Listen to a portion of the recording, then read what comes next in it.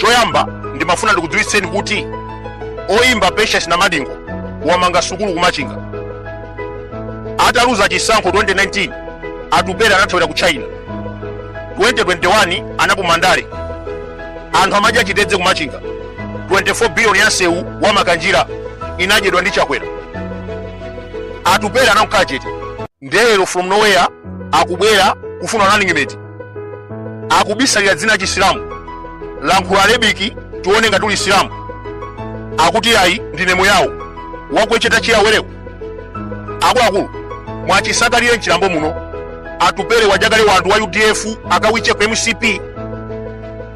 President Lazarus Chakwera atukala mwishembiya shanse wa makanjira ku Machinga anthu amadya chitedze. Ndiye mwachisakalire mchilambo muno atupere wajakale wanthu wa UDF akawiche ku MCP. Usawishichi mwana amene anatsazika 2021 ndasiya ndale ndifuna business. Okay, then go back to business. Why are you coming back in politics?